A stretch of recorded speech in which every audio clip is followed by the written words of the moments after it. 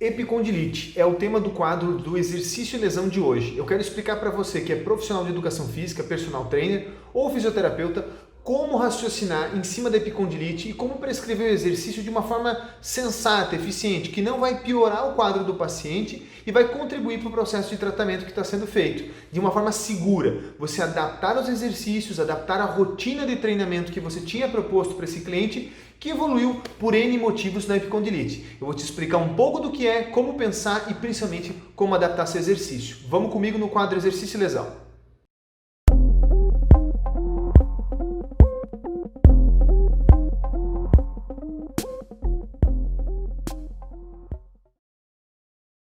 Meu nome é Murilo José Tambosi, eu sou fisioterapeuta e se você não me conhece, toda semana eu posto conteúdo no meu canal do YouTube e também um pouco no Instagram acerca de dor, exercício e lesão para você ter uma ideia de como sincronizar isso no seu dia a dia, tá? O tema do vídeo de hoje é epicondilite, é uma coisa que chega muito no meu consultório, que eu já tratei uma série delas e se você quer saber um pouco do como eu trato uma epicondilite de uma visão um pouco diferente, tem vídeo no meu canal sobre isso, no Como Eu Trato, e também tem lá um quadro bacana, 3 causas para dor no epicôndilo, para dor no cotovelo, que eu coloquei o vídeo assim, tá? Para você abrir a mente e pensar um pouco diferente. Mas eu quero te entregar aqui o raciocínio ouro que vai fazer você adaptar os seus exercícios, tá? Sempre que você pensa em cotovelo, assim como você pensa em joelho, dá para você dar essa simbologia, são estruturas, ou melhor dizendo, são articulações que têm como uma finalidade, basicamente, a transferência de carga. Transferência, como toda articulação, é claro, mas elas são um pouco mais, eu vou dizer assim, mais íntimas desse processo. Por que eu digo isso?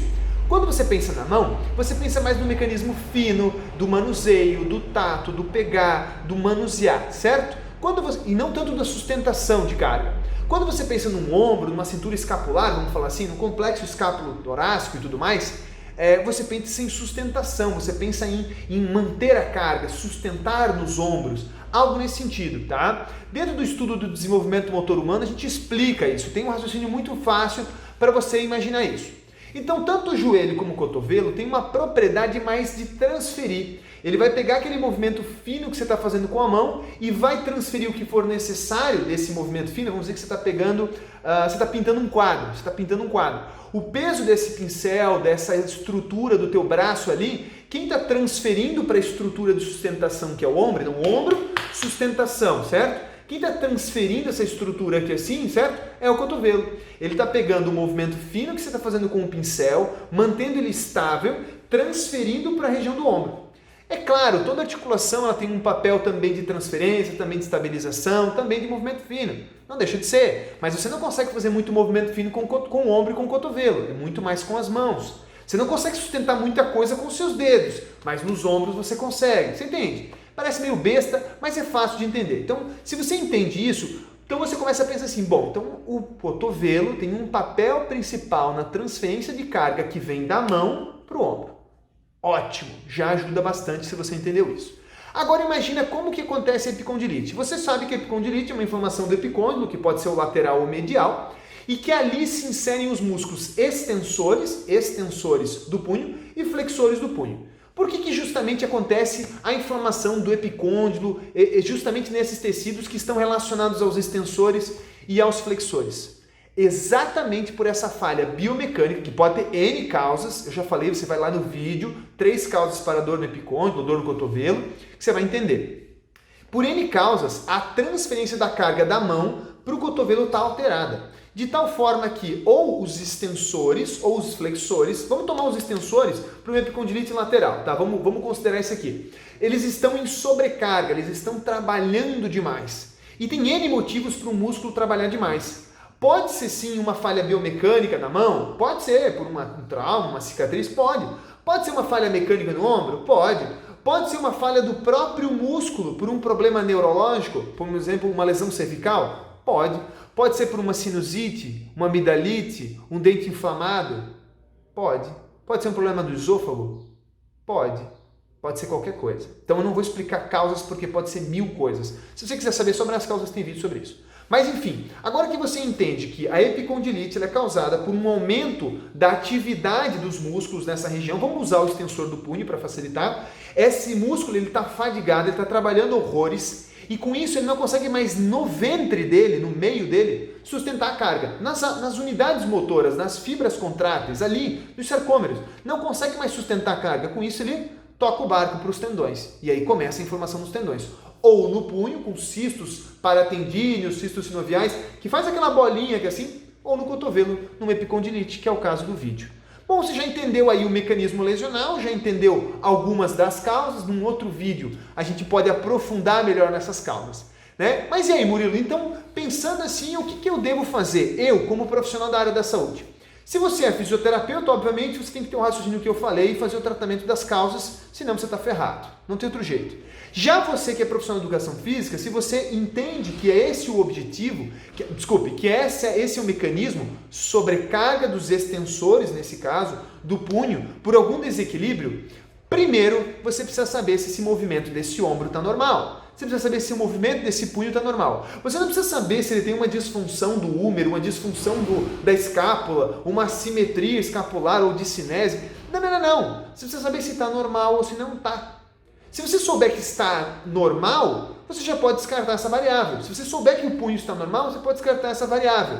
Mas o paciente tem epicondilite, então aí podem ser aquelas outras hipóteses que eu comentei. Uma sinusite, por exemplo. Eu sei que é estranho pensar assim, mas se você pelo menos tiver ideia do que está normal e o que não está normal, e eu ensino como você vai avaliar isso para saber se está normal ou não está, você já vai se driblar de um monte de porcaria que não é responsabilidade sua. Você, profissional de educação física, não tem objetivo e finalidade de tratamento e você sabe disso, está nas suas normativas. E se você de alguma forma acha que deve tratar, tudo bem, eu respeito, mas não acho que seja tão fácil assim, tá bom? De qualquer forma, voltando agora para o exercício. Bom, agora que eu sei que tudo isso gera uma epicondilite, qual seria o exercício mais indicado? Bom, me parece meio óbvio. Todo e aquele exercício que não aumente a carga nos extensores, se for uma epicondilite lateral, ou nos flexores, se for uma epicondilite medial. Então, por exemplo, se o paciente está num processo de tratamento de uma epicondilite medial, você fazer algum exercício de puxada, como uma remada baixa, por exemplo, um exemplo, né, pessoal? Vai aumentar esse mecanismo de flexão, de tração em flexão. Porque quando você puxa, você ativa os flexores.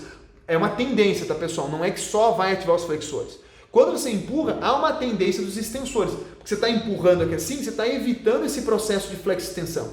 Mas os flexores também vão trabalhar. Então você tem que cuidar muito com as alavancas de puxar e empurrar. Não é qualquer alavanca. Aquela que tem o predomínio da ação daquele músculo. Vamos dar um exemplo. O paciente vai fazer uma elevação anterior. Só para você ter uma ideia. Uma elevação anterior, o peso está fazendo uma força no sentido do solo, pela gravidade. Então você está em isometria dos extensores. Você está aumentando a carga desses extensores. Ah, mas isometria não é problema, porque eu não estou fazendo movimento concêntrico e excêntrico. Dane-se, meu amigo, isometria também fadiga o músculo. Você já deve ter feito esse teste. Já fez alguma vez um agachamento isométrico, aquilo que você fica paradinho? Dói ou não dói o músculo? Dói igual. Ativa igual. Não lesa tanto as fibras quanto o movimento concêntrico e excêntrico. Isso tem que concordar. Mas gera sobrecarga. Se ele está num processo de tratamento, isso vai ser um problema. Pegou? Não é tão simples, tá? Então, se o paciente está numa epicondilite lateral, onde os extensores estão sobrecarregados, por exemplo, fazer um supino é problema? Não, porque você está numa fase de extensão passiva, o supino reto, por exemplo, você está numa fase de extensão passiva. Esse músculo está relaxado, ou melhor, está trabalhando menos. Quem está trabalhando mais são os flexores. Então, não é tanto problema. Mas se for uma epicondilite medial, é um problema. Entenda que te dizer qual é o exercício indicado ou não indicado só vai te deixar mais malandro.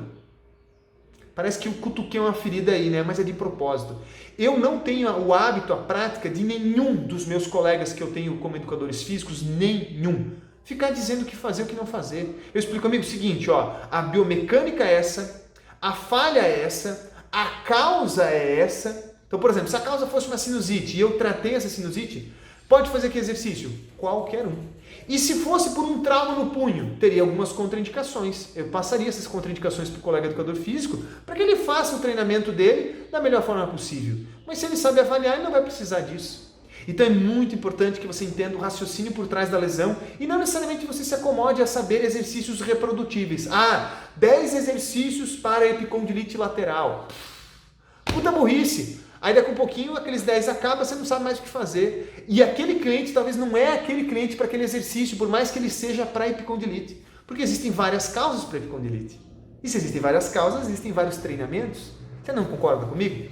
Então eu quero que você, profissional de educação física, você tenha a mente um pouco mais aberta acerca de como encarar as lesões. Mas o único jeito, o mais complicado e é o melhor, é entender um pouco da biomecânica, entender um pouco da falha neurológica, entender um pouco das possibilidades que geram uma lesão. E é isso que eu faço questão de explicar toda semana no meu canal. Tá bom? Se você entendeu um pouco desse vídeo, gostou do conteúdo, agora sabe mais ou menos como raciocinar em cima de uma epicondilite, mas tem dúvida se o seu cliente, aquele específico, porque cada um é cada um, ele tem uma epicondilite, veio de um tratamento, não está evoluindo e você não sabe se pode fazer tal e tal e tal coisa, manda mensagem aqui embaixo para mim no vídeo do YouTube, deixa um comentário ou manda nas caixinhas lá do Instagram que toda semana eu estou abrindo para esse tipo de dúvida. Você não pode estar atendendo um paciente que tem dor e limitação. Isso são sinais clássicos de possíveis lesões, doenças ou disfunções.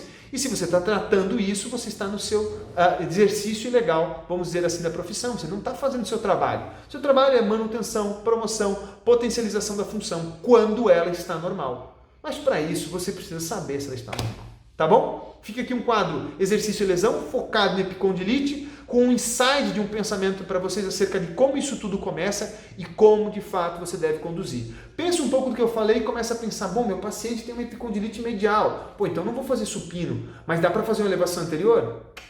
Dá. Beleza? Fica aqui o quadro Exercício e Lesão, compartilhe esse conteúdo com seus colegas de profissão e no mais, muito obrigado.